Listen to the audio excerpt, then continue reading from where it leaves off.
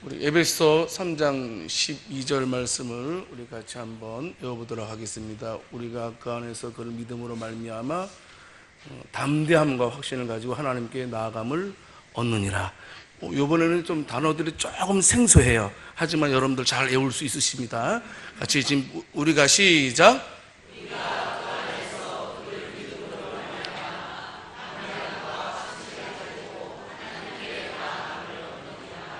아멘. 와, 여기 위에서 있으면요, 여러분들 영적인 힘을 느낄 수가 있어요. 여러분들 못 느끼시죠? 근데 위에 있으면 이렇게 소리가 쫙 모아서 위로 올라가거든요.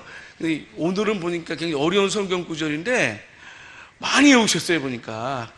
너무너무 감사하고, 딴 거 없습니다. 말씀, 기도, 교제가 이것만이 교회의 영적인 건강임을 여러분들이 붙들고 말씀 큐티하는 거, 암송하는 거 계속해서 힘써 주시기를 바라겠습니다. 청지기라는 말을, 청지기 수련회, 이런 말들 우리가 많이 들어봤습니다. 이 청지기라는 말은 청직이라는 한자에서 유래됐지요. 이 청자라는 말은 보통 관청, 대청, 마루라는 뜻이고요. 직이라는 말은 곧다 라는 그런 뜻입니다. 끝에 있는 사람이라는 뜻이지요. 그래서 이것을 풀이하게 되면 관청에서 일을 보는 정직한 사람이다. 이게 바로 청직이, 옛날 말입니다. 잘 현대는 사용하지 않는 말입니다. 그런데 이 청직이라는 말을 사전에서 찾아보니까 이렇게 되어 있습니다. 양반의 집에 수청방에 이제 있으면서 이제 여러 잡일을 이제 맡아 하거나 또 시중을 두는 사람, 이런 뜻이 바로 청지기라는 뜻을 가지고 있습니다. 오늘 읽은 10절 말씀에서도 이 청지기라는 말이 사용되고 있죠. 특별히 선한 청지기라는 단어가 사용되고 있습니다. 성경에서 말하는 청지기, 헬라어적인 언어의 측면에서 이 청지기는 무슨 뜻이냐면 집안 관리, 하나님이 맡기신 일을 하는 사람을 가리켜서 청지기라고 말을 합니다. 성도 여러분, 꼭 기억하십시오. 2015년도 세월이 빠른 것 같아요. 벌써 1월달 마지막 주가 되었어요.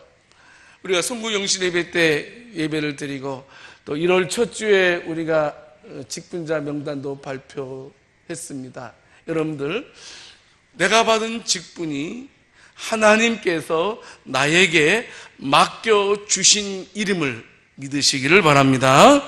성도 여러분, 이것을 우리가 꼭 기억해야 돼요. 그래서 성경에서 말할 때의 청지기, 가장 알맞는 정의는 주인을 대신해서 관리하는 사람, 이게 성경적인 의미에서 가장 가까운 의미입니다. 그래서 모든 그리스도인들을 가리켜서 선한 청지기, 선한 대리인, 선한 관리인이라고 말을 하게 됩니다. 보통 이제 표준 세번역에서도 선한 청지기를 가리켜서 선한 관리인으로 이렇게 번역이 되어 있습니다. 성도 여러분, 꼭 기억하셔야 됩니다. 민수기 13장을 보게 되면 우리는 너무나 잘 아는 내용이 기록되어져 있습니다. 민수기 13장은 이스라엘 백성들이 가나안 땅을 정탐하기 위해서 각 지파마다 한 사람씩 대표를 뽑는 것이 기록되어져 있습니다. 예를 들면 유다 지파에서는 갈렙이 뽑히게 됩니다. 에브라임 지파에서는 호세아, 즉 여호수아가 뽑히게 됩니다. 다른 지파에도 한 사람씩 다 대표성을 띠고 뽑히게 됩니다. 여러분, 그런데요, 13장이라고 했습니다. 14장 이후로부터는 12명의 이름들이 다 등장하지 않습니다. 14장 이후에서 등장하는 이름은 두 사람밖에 없습니다. 여호수아와 갈렙만이 등장하고 나머지 10사람의 이름은 사라지게 됩니다. 성도 여러분, 일꾼들 많이 있습니다. 그러나 하나님께 인정받는 일꾼도 있다라는 사실을 여러분들이 기억하시기 바랍니다. 2015년도에는 우리가 내가 무슨 일을 맡았든지 간에 내가 하는 일들을 통해서 하나님의 기쁨이고 하나님께 인정받는 2015년도가 될 수 있기를 살아계신 주님의 이름으로 축원합니다. 자, 그러면요, 오늘 말씀을 통해서 사도 베드로는 선한 청지기는 어떤 사람인가, 하나님께 인정받는 일꾼은 어떤 사람인가에 대해서 말씀을 하고 있습니다. 첫 번째, 서로 사랑하는 청지기라고 사도 베드로는 말하고 있습니다. 8절 말씀입니다. 같이 읽어보겠습니다. 무엇보다도 뜨겁게 서로 사랑할지니 사랑은 허다한 죄를 덮느니라. 아멘. 무엇보다도 먼저 서로 뜨겁게 사랑하십시오, 이렇게 말하고 있습니다. 먼저 서로 뜨겁게 사랑하는 사람이 선한 청지기의 첫 번째 조건이라는 사실입니다. 성도 여러분, 참 우리가 사랑해야 됩니다. 교회에서 사랑하지 아니하면 어디서 사랑이 있겠습니까? 왜 그렇습니까? 바로 사랑이 하나님 아니십니까? 이곳에 하나님이 계신 곳이기 때문에 이곳에서 사랑이 이루어지지 아니하면 안 된다라는 사실입니다. 자, 그런데요, 우리가 사랑할 때 한 가지 유념할 것이 있습니다. 우리가 사랑은 하되 우리가 어떻게 뜨겁게 사랑해야 된다라고 성경은 말씀하고 있습니다. 여기 뜨겁다는 말은 열렬하게 사랑하라는 말입니다. 또 다른 번역에서는 근면하게 사랑하라고 말하고 있습니다. 킹 제임스 버전에서는 뜨거운 사랑을 나누라, 이렇게 말씀하고 있고요. 영어 성경 NIV에서는 이 뜨겁다라는 말을 깊게 사랑하라, 이렇게 번역이 되어져 있습니다. 그렇습니다. 우리가 뜨겁고 진지하고 열렬하고 깊게 사랑해야 된다라고 사도 베드로는 말하고 있습니다. 특이한 것은 이 뜨겁다는 단어인데요, 이 뜨겁다는 단어는요, 운동 용어더라고요. 운동 용어. 뭐 전쟁 용어가 있고 운동 용어가 있지 않습니까? 일반적인 용어가 있지 않습니까? 이 단어는 운동 용어입니다. 설명하면 이런 뜻입니다. 선수가 저 골인점을 향해서, 목표점을 향해서 전속력으로 달린다라는 뜻입니다. 이 뜨겁다라는 말은 목표점을 향해서 전속력으로 달리듯이 너희가 그런 마음으로 뜨겁게 사랑하라라는 그런 의미를 담고 있습니다. 성도 여러분, 우리 교회는 성도 간에 아름다운 뜨겁고 깊은 사랑이 있는 교회가 되기를 원합니다. 이왕이면 우리 교회는 열심히 있는 사랑이 있는 교회가 되기를 원합니다. 그래서 따뜻하고 편안한 우리 교회가 되었으면 좋겠습니다. 이 사랑은요, 적극적인 사랑입니다. 이 사랑은요, 절대적인 사랑을 말하기도 합니다. 이 사랑은요, 기다리는 것이 아니고 찾아가는 사랑이기도 합니다. 성도 여러분, 우리가 참으로 우리의 믿음이 날마다 이렇게 성숙해 가야 됩니다. 그래서 이왕이면요, 여러분, 우리가 딱 이 땅에서 첫 번째 죽음할 때, 첫째 죽음 당할 때는요, 이왕이면 우리 성도들은요, 자꾸 성령 충만한 가운데 하나님의 부르심을 받을 수 있기를 원합니다. 최고로 예수님 닮아간 상태에서 하나님께 부르심 받는 것이 얼마나 아름답고 귀한 일이 아닐 수가 없습니다. 여러분, 항상 교회에 나오는 사람이라면 예외 없이 한 사람도 빠짐없이 믿음이 자라기를 원할 것입니다. 성도 여러분, 그렇다면 우리의 믿음이 성숙해지기를 원한다면 다른 거 없습니다. 열심을 품어야 됩니다. 열심을 품어야 됩니다. 믿음 생활뿐만 아니고 세상에서도 여러분 어떻습니까? 열심히 있어야 되는 거 우리가 알고 있지 않습니까? 공부하는 학생이 게으름 피우면서 어찌 우수상을 받을 수 있겠습니까? 여러분, 직장 생활하는 사람이 게으름을 피우면서 어찌 진급을 원할 수 있습니까? 장사하는 사람도 마찬가지입니다. 사업하시는 분도 마찬가지입니다. 교회에서도 기도하는 것도 마찬가지고 또 이제 봉사하는 것도 마찬가지고 열심으로 모든 일들을 감당해야 됩니다. 그래야지만 우리의 믿음이 성숙해지는 줄을 믿으시기 바랍니다. 그런데 더 중요한 것이 있습니다. 우리가 열심으로 내야 될 것들이 참 많이 있습니다. 열심으로 힘써야 될 것이 많이 있습니다.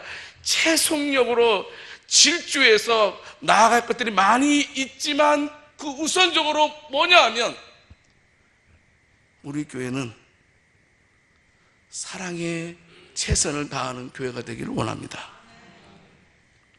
여러분, 너무나 중요한 말씀입니다. 이 세상에서 소중한 건 많이 있죠. 학문도 필요하고 물질도 필요합니다. 배제할 수 없습니다. 하지만 여러분, 그런 것들은 우리에게 좀 편리함을 주는 것은 부인할 수 없습니다. 우리에게 참 때로는 안락함도 주는 그런 수단이기도 합니다. 하지만 성도로서 우리가 살아가는 데 있어서 더 필요한 것이 있습니다. 바로 그것이 사랑이라는 겁니다. 사랑보다 더 소중한 것이 없음을 믿으시길 바랍니다. 이것이 믿어져야 됩니다.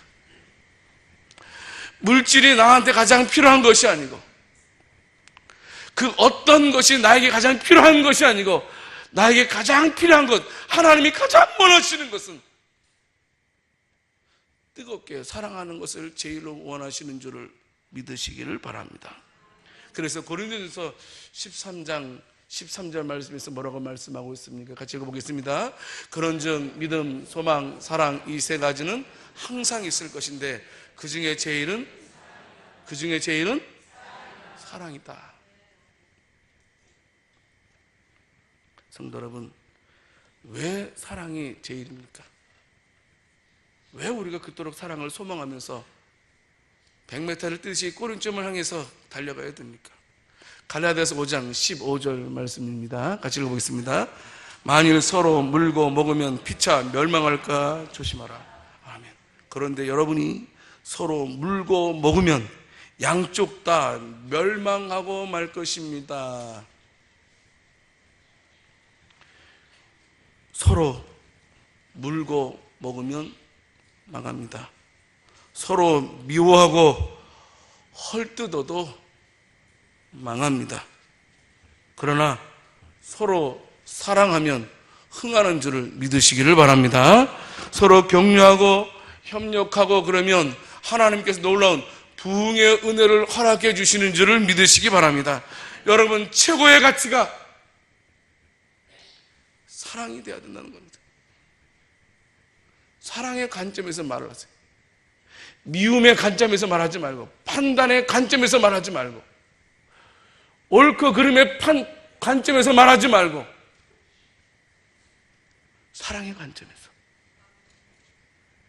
사랑의 관점에서 보고, 사랑의 관점에서 말하고, 사랑의 관점에서 느낄 때 바로 그런 자를 가리켜서 하나님은 선한 청직이라고 말하고 있음을 믿으시기를 바랍니다.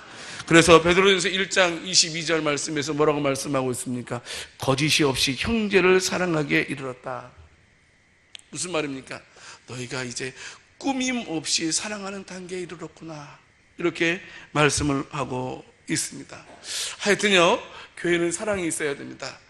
자, 그러면 우리 교회가 사랑이 있는지 없는지를 판단하는 기준이 있습니다.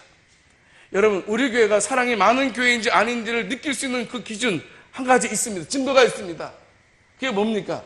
여러분, 아까 읽은 4장 8절 말씀 마지막 부분에 보게 되면 사랑은 허다한 죄를 덮느니라.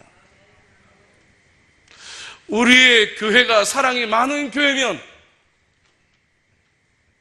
허다한 죄를 덮지만 우리 교회가 사랑 없는 교회라면 허다한 죄를 다 들춰냅니다.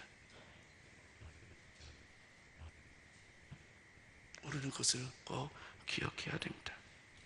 뜨겁고 진지하게 열렬하게 깊게 사랑한다, 이 말은요, 형제의 죄를 덮어준다, 무조건 다 용납하라는 말은 아닙니다. 여기요, 이 덮는다라는 말은요, 참 어떤 단어냐면 추태를 보자기로 씌워서 그 추태를 보이지 않게 하는 것, 이것이 바로 덮는다는 의미입니다. 다시 말하면 죄를 용서해서 없는 것 같이 여긴다. 용서함 받은 것에 대해서는 다시 거론하지 않는다는 말입니다. 여러분, 도말이라는 말 들어봤죠? 도말. 처음 들어봤어요? 도말. 주님께서 우리의 죄를 도말시켜 주셨다. 여러분, 이 도말이라는 말은 고대로는 페인트 칠을 한다는 말이에요. 우리의 원래 색깔이 검은색이에요. 우리의 마음이 검은색이에요. 그런데 예수님께서 우리의 마음을 하얀색으로 페인트 칠해주는 것, 이게 도말. 우리는 용서받을 수 없는 죄인, 검은 마음이었는데 예수님께서 예수의 피로 우리의 마음을 하얗게 칠해 주셔서 우리가 구원받게 되었음을 믿으시기를 바랍니다. 교회 다닌다고 해서 성도 여러분, 모두가 다 깨끗한 것도 아닙니다. 교회 안에는 허물 많은 사람도 많이 있습니다. 교회 안에서 아주 성숙한 그리스도인도 있지만 성자만 모인 것이 결코 교회가 아니라는 겁니다. 그래서 성경은 분명하게 말하죠. 의인은 없나니 하나도 없다. 성도 여러분, 반드시 기억하십시오. 우리가 뜨겁게 사랑하는 선한 청지기로서 살아가는 자의 모습은 뭐냐 하면 허다한 죄를 덮어준다. 믿으시길 바랍니다.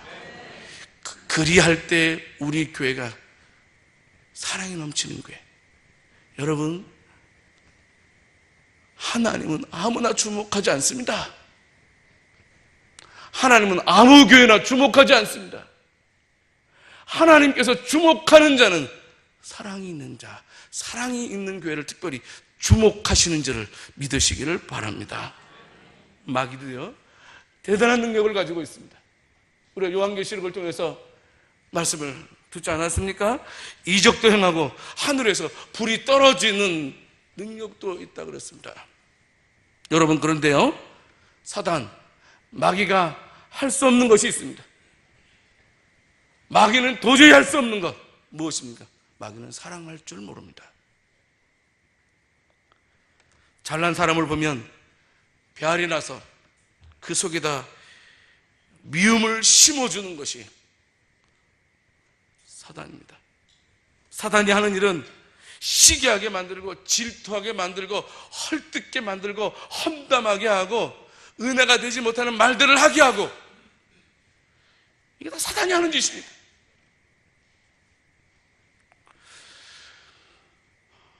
우리 교회도요, 보면 참 믿음 좋으신 분들도 많이 이렇게 계세요. 참 그래도 위로가 돼요.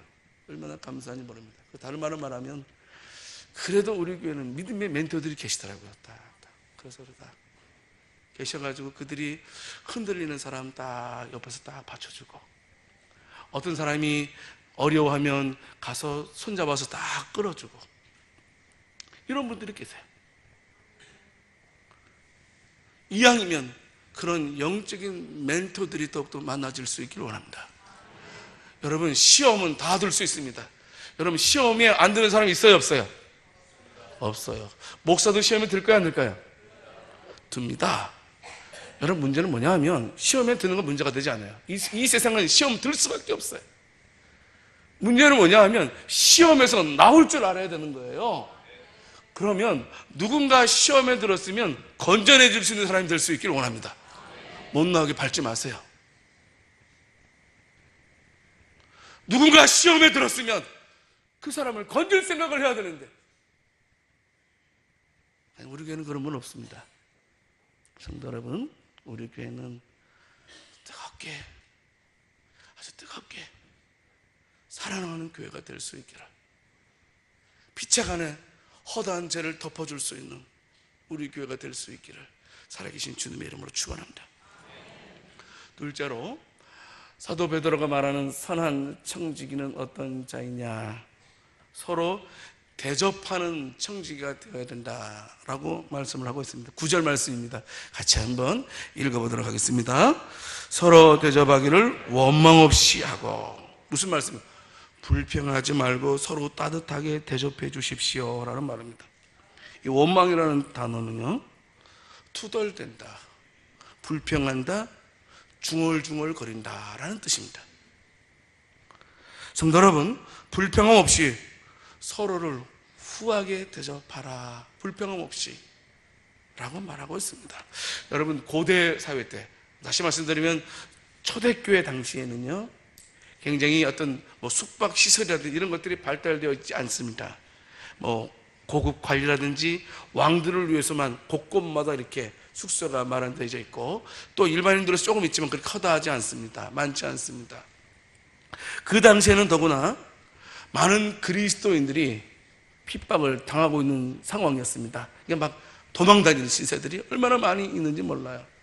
그러니까 도망다니는 우리 그리스도인들이 어떤 숙박시설에 들어갈 수 있어요, 없어요?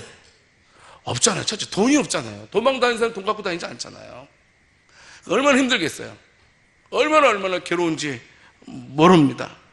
그런데 지금 베드로가 말하는 것은 무슨 말씀이냐면, 너희가 서로 대접하라는 말은 그렇게 어려움 당하고 특별히 핍박받으면서 이렇게 막 피해 다니는 그들에 대해서 대접을 하라, 봉사를 하라, 섬겨라, 이렇게 말씀을 하고 있는 것입니다.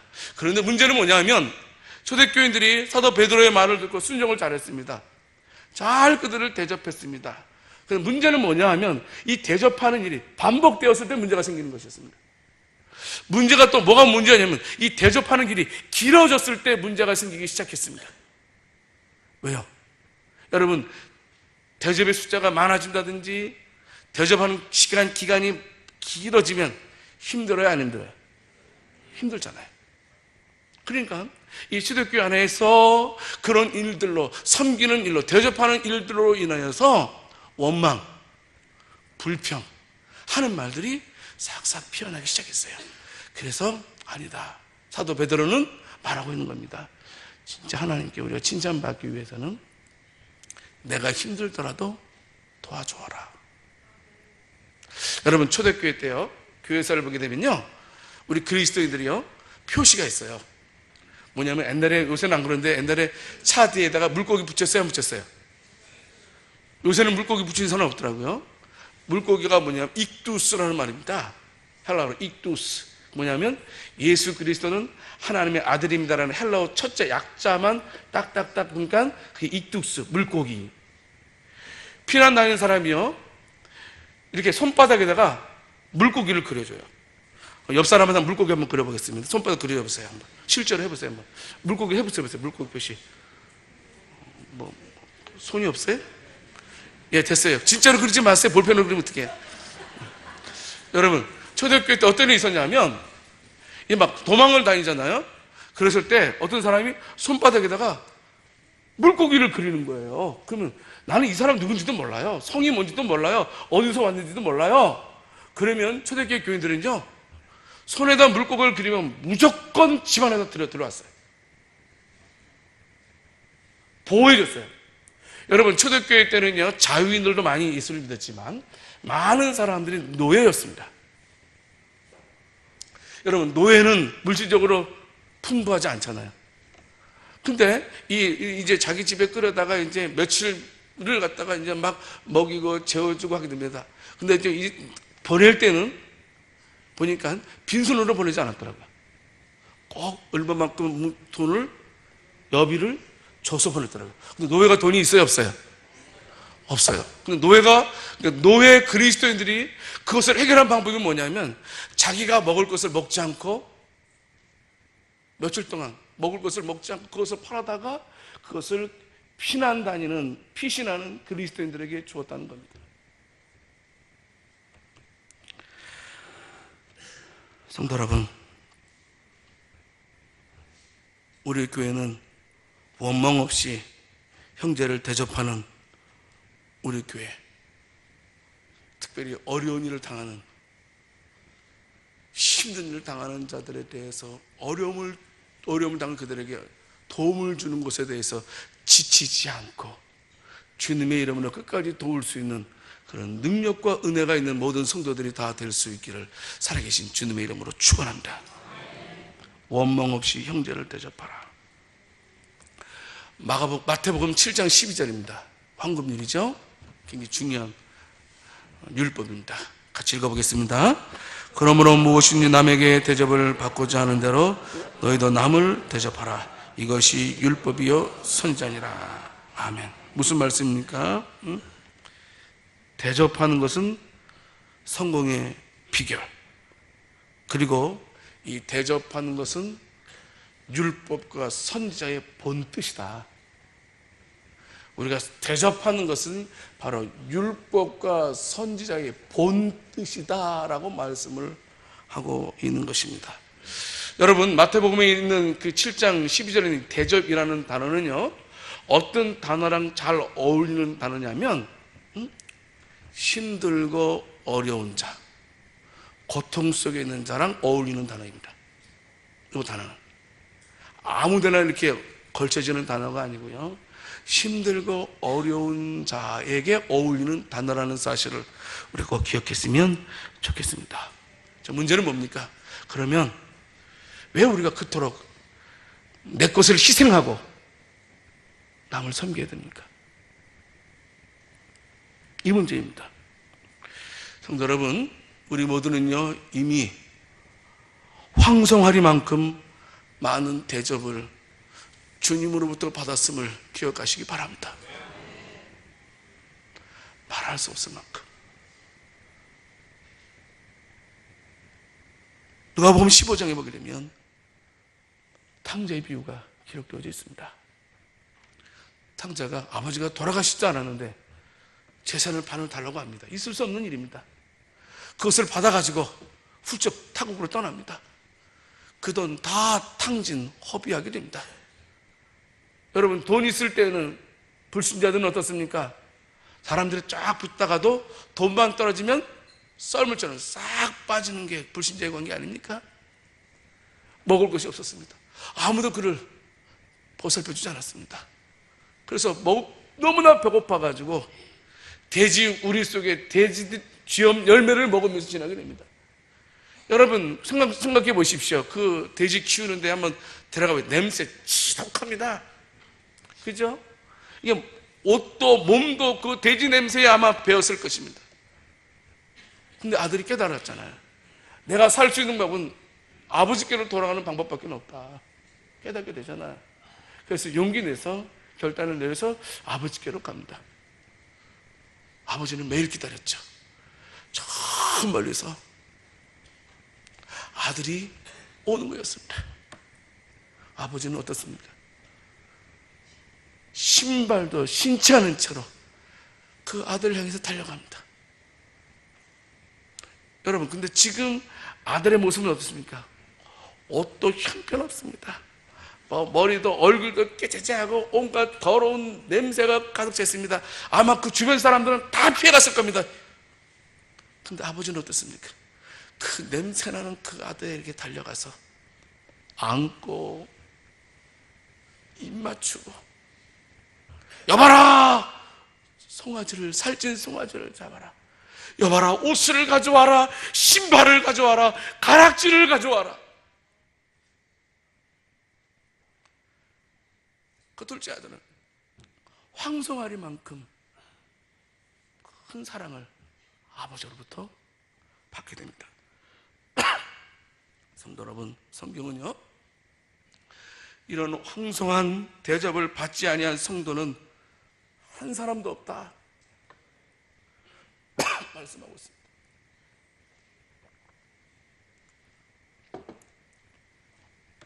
저도 받았고요, 여러분들도 그런 사랑을 받았음을 기억하시기 바랍니다. 그래서 히브리 기자는 히브리서 13장 2절 말씀에서 뭐라고 말씀하고 있습니까? 손님 대접하기를 잊지 말라. 잊지 말라는 단어가요, 어떤 뜻이냐면요, 손님 대접하는 일에 대해서 게으름을 피우지 말라, 이런 뜻입니다. 손님 대접하는 일에 대해서, 특별히 힘들고 어렵고 고통스러워하는 자들이 막 괴로워할 때 그들에게 위로가 되는 일에 대해서 게으름 피우지 말라, 그런 뜻을 담고 있는 것입니다. 그러므로 우리는 베풀어야 됩니다. 예수님께서 말씀하십니다.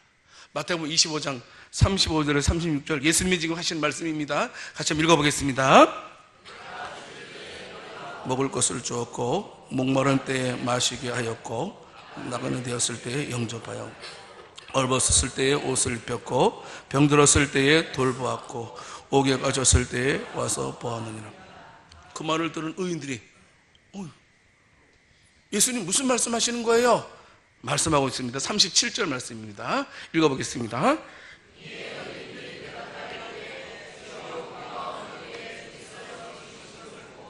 음식을 대접하였으며 목마르신 것을 보고 마시게 하였나이까. 주님 무슨 말씀하시는 겁니까? 우리가 어느 때에 주이신 예수님께 가서 빵을 드린 적이 있습니까? 주위에 떠시는 예수님께 내가 언제 가서 옷을 입혔습니까? 무슨 말씀하시는 겁니까? 라고 묻습니다. 그 말을 들은 예수님께서 또 말씀하십니다. 40절입니다. 같이 읽어보겠습니다.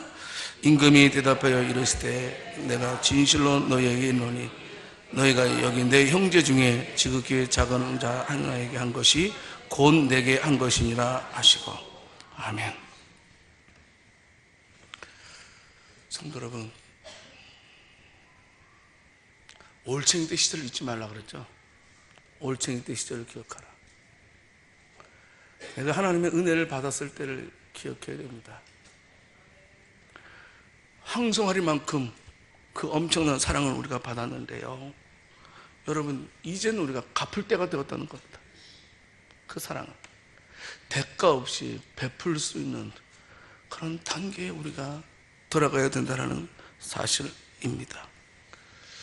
한 가지만 더 말씀드릴게요.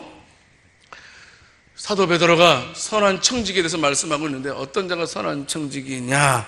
서로 봉사하는 자가 선한 청지기다 라고 말씀을 하고 있습니다. 10절 말씀입니다. 다시 한번 읽어보겠습니다.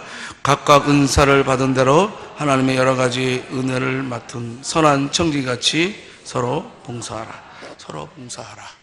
8절에서도 9절에서도 10절에서도 반복된 단어가 있어요. 어떤 단어? 서로 사랑하라. 서로 대접하라. 서로 봉사하라. 이렇게 말씀을 하고 있습니다. 여기 보게 되면 청지기들이요, 하나님으로부터 놀라운 은혜를, 은사를 받았다라고 말씀을 하고 있습니다. 그러니까 은사를 다 받았다는 거예요. 어떤 사람은 참 사랑하는 은사도 받기도 하고, 어떤 사람은 섬김의 은사, 어떤 사람은 가르침의 은사, 어떤 사람은 또 권면의 은사, 어떤 사람은 또 식당에서 일하는 그런 몸으로 하는 그 은사를 받은 사람들이 있습니다. 다 은사를, 다른 은사를 주셨는데 너희가 받은 은사를 가지고 서로 봉사하라. 서로 봉사하라. 이렇게 말씀을 하고 있는 것입니다. 특별히 서로 받은 은사대로 서로 봉사해서 어떻게 해요? 하나님 나라의 유익이 되고 교회의 유익이 되고 성도들에게 유익이 되게 하라. 이렇게 말씀을 하고 있는 것입니다. 성도 여러분, 항상 기억하세요. 교회의 모든 봉사의 끝은 하나님의 영광임을 믿으시길 바랍니다. 여러분, 아무리 우리가 헌신을 많이 하고 아무리 희생을 많이 한다 할지라도 하나님께 영광이 되지 않는다면 그 봉사는 하나님께 인정받지 못한다는 사실입니다. 그러므로 어떤 자가 선한 청지기냐? 지체를 위해서 서로 봉사하고 주의 몸된 교회를 위해서 서로 봉사하는 자가 하나님께 인정받는 선한 청지기. 그래서요, 우리가 이렇게 기도했으면 좋겠어요. 하나님, 저를 통해서 하나님의 교회에 유익이 되길 원합니다. 아멘 하세요? 꼭 기도하세요. 하나님, 저를 통해서요, 옆 사람에게 영적인 유익이 되기를 원합니다. 이렇게 기도하시기 바랍니다. 여러분, 꼭 그런 자가 돼야 됩니다. 그냥 내가 잘 되는 걸 생각하지 마시고요, 하나님은 그것보다도 서로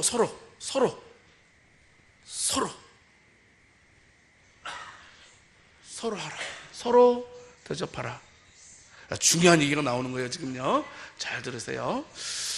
여러분들, 이것을 우리가 잊어서는 안 된다는 겁니다. 여러분, 왜 우리가 그렇게 100m를 질주하듯이 달려가듯이 뜨겁게 사랑해야 됩니까? 왜 우리가 그렇게 열심으로 서로 대접해야 됩니까? 왜 우리가 그렇게 극도로 대접을 해야 됩니까? 왜요? 때가 얼마 남지 않았어요. 언제 없을지 모르지만 주님 때가 얼마 남지 않은 것 같아요. 그래서 빌리 그레이엄 목사님도 이런 말 했잖아요. 우리가 살고 있는 이 시대는 12시 3분 전의 시대이다. 그만큼 종말에 다가왔다는 이야기입니다. 얼마 남지 않았다는 겁니다. 여러분, 우리가 주님이 오실 날이 얼마 남지 않았음을 믿고 이렇게 고백했으면 좋겠습니다. 계시록 22장 20절 말씀 우리가 읽었죠? 같이 한번 계시록 22장 20절 말씀을 같이 한번 읽어보도록 하겠습니다. 이것들을 증언하신 이가 이르시되 내가 진실로 속히 오리라 하시거늘 아멘. 주 예수여 어서 오시옵소서. 아멘. 이와 같은 아멘 주 예수여 어서 오시옵소서. 오늘 장로님 기도하시면 마라나타, 이 마라나타의 신앙을 가지고 끝까지 믿음 안에서 승리하는 우리가 될 수 있기를 원합니다. 그러기 위해서는 긴장해야 됩니다. 주님 안 와. 아이, 주님 오셔도 오늘 안 와. 이런 말 하면 안 돼요. 주님 오셔도 오늘은 안 올 거야. 여러분, 성경에 보게 되면요, 주님 오시는 것을 준비하지 않다가 낭패당한 사람들 많이 있습니다. 노아 때도 마찬가지였잖아요. 무슨 비야, 이렇게 멀쩡한데 저 바보 아니야? 산꼭대기에다 배 만드는 거 말이야. 근데 비가 내렸습니다. 다 죽었습니다. 항상 긴장감 속에서 하나님 나라를 바라보면서 선한 청지기로서 2015년도 마지막이 되었을 때 하나님으로부터 선한 청지기로서 인정받고 칭찬받는 우리 모두가 다 될 수 있기를 살아계신 주님의 이름으로 축원합니다. 하나님 아버지, 저희들 방심하지 말게 해주시옵소서. 주님 오실 때를 대비하면서 살아갈 수 있는 우리들 되게 해주옵소서. 항상 우리 성도들 서로 사랑하는 청지기, 서로 대접하는 청지기, 서로 교회 유익을 위해서 봉사하는 청지기들 되게 해주시옵소서. 그래서 우리 성도들은 민수기 13장, 14장 이후로 계속해서 등장하는 선한 청지기 되게 하옵소서. 예수님 이름으로 기도합니다.